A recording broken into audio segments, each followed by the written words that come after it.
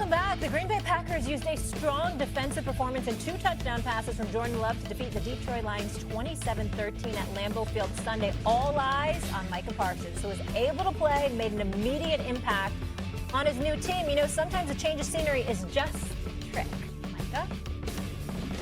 I think it's back to what football is need to be. The trade is done. We got to win. We're 1-0.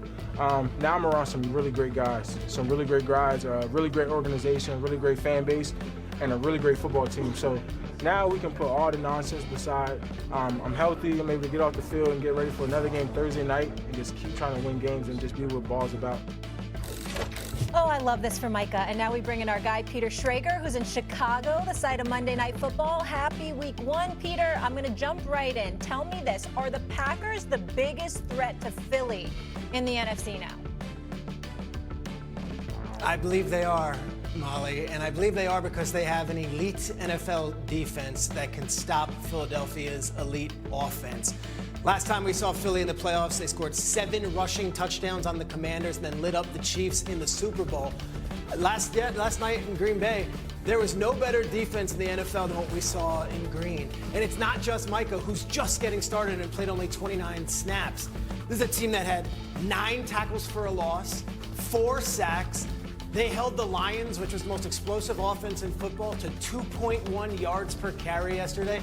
Jahmyr Gibbs had maybe the weirdest stat line in the NFL. This is one of the most dynamic players in the league. He had 10 catches for just 30 yards. This Packers defense has all this collection of first-round picks. Quay Walker played awesome. Lucas Van Ness played awesome. Micah Parsons is on the field. There is an elite defense, and Jeff Hafley, the defensive coordinator, is a guy who could have sat at Boston College and been an ascending college head coach and had a great college career. He pulled the plug, said, let me go to the NFL as a defensive coordinator, and I wouldn't be shocked if this team continues to play this way the entire season, and Hafley is the name that we're talking about next year as an NFL head coach. I love the Packers defense, and the only way to beat Philadelphia in that rushing game is to have the big bodies that can go up there, and I think Green Bay does. Cam, you want to go, Stephen? Yeah, I want to chime in with Peter. Peter, first things first, man, before I get into the football stuff, where the hell are you?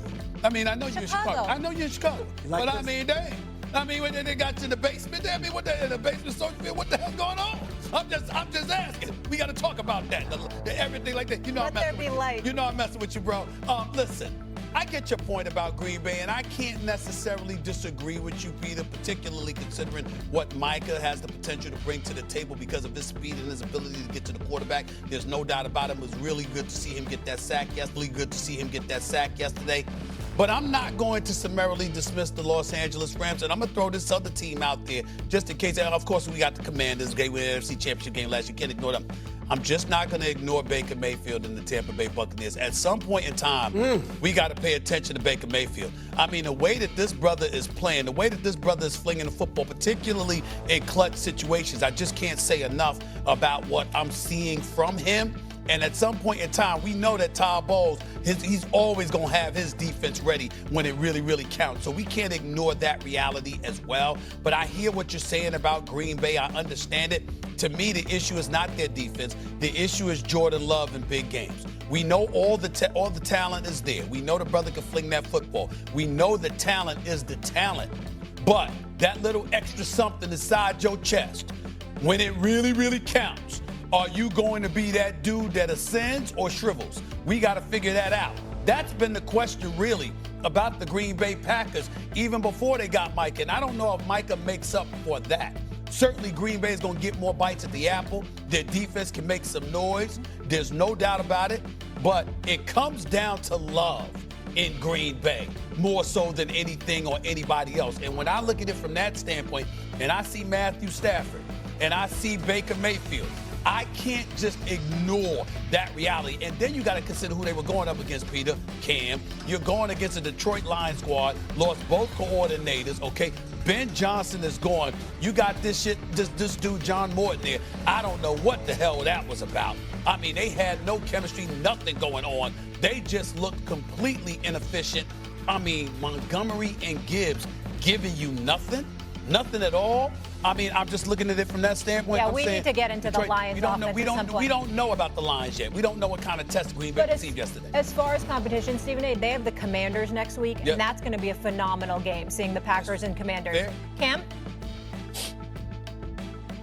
Yeah, I mean, that team that we saw yesterday in Green Bay was definitely a contender in the NFC. And I know I was on record last week of saying that they're not better than the Detroit Lions. Well, what better way to show that they're not better or they are better? Just go out there and whoop them. They dominated the game from start to finish. And I think what Micah Parsons brings to the table is a sense of urgency, a sense of aura, a sense of like swagger that this defense already had with Rashawn Gary and those guys. But it felt a little different. It looked a little different. Those guys was explosive. They was extremely stingy. And when you're able to encapsulate a good offense, what makes a great offense look very docile or very regular or vanilla, that's something in its own right. And the energy that I even seen through the TV screen was something different that we haven't really seen ever or in my lifetime in Green Bay. Other thing, Molly, Yeah, real go ahead. quick. The Detroit Lions had a very prolific offense last year over the last 2 years. Peter and Cam know this. All right, Jared Goff yesterday, 3 for 7 with 1 touchdown, 1 interception in the red zone. Last season in the red zone, Jared Goff completed 66% of his passes, 23 touchdowns, and not a single interception. We've gone from that to seeing what we saw from Detroit yesterday. Nobody expected that kind of precipitous drop-off. 100%. Peter, I know it's just week Stephen A. one. I don't want to overreact, but how concerning is that Lions offense? Oh, it's very concerning. I think the brain drain is real. I think Ben Johnson's already 1-0 and he hasn't even coached an NFL game. I think you see that Ben Johnson brought a lot to that offense, and you get to this Chicago game tonight and it's like, all right, we want to see what the Bears did, but he was important. Now look, Jared Goff won a lot of games with Sean McVay and he won a lot of games with Ben Johnson. He don't got those guys anymore. And I think there's a bit of a, what can Jared Goff do without those two, even this deep into his career with all his accolades? We have to see. Well, we got to think about this too, and here's where it really gets tricky. We got to keep our eyes on Dan Campbell, and it's not fair because considering what he's done to change the culture in Detroit, I think he's done an outstanding job. He was a candidate for Coach of the Year. He's done an outstanding job since he's been the head coach. But you had Aaron Glenn as your defensive coordinator, who's now the head coach of the Jets, and you had Ben Johnson as your offensive coordinator, who's now the head coach of the Chicago Bears. And the reason why we got to keep our eyes on him is because he decided to go with more instead of this guy Ekstrand, who's and I think that's how you pronounce his name. Correct me if I'm wrong, Peter. But look at him at Ekstrand. When you look at what he did with the New York Jets, says that we haven't seen the Jets offense look like that in years. Years. No, he lost two tremendous coordinators. But he also picked the wrong dude, it appears, at least after week 1, to be his offense coordinator, because chances are, if he wanted Ekstrand to stay in Detroit, he would have stayed. I got to go because we got to hit the top of the hour. Secure the catch, and then get upfield and get yourself in the end zone. Now Jake Moody for the extra point.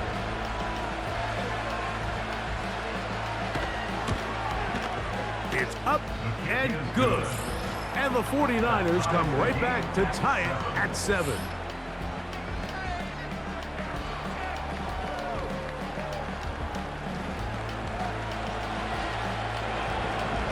Each team one possession, each team a score. 7-7 as they kick it off. But dangerous Mecole Hardman on the return. And he's brought down right at the 35-yard line. The Chiefs offense ready to see the football for the second time. We're trying to break out of this deadlock. We are all even at 7 as they start this drive, 1st and 10.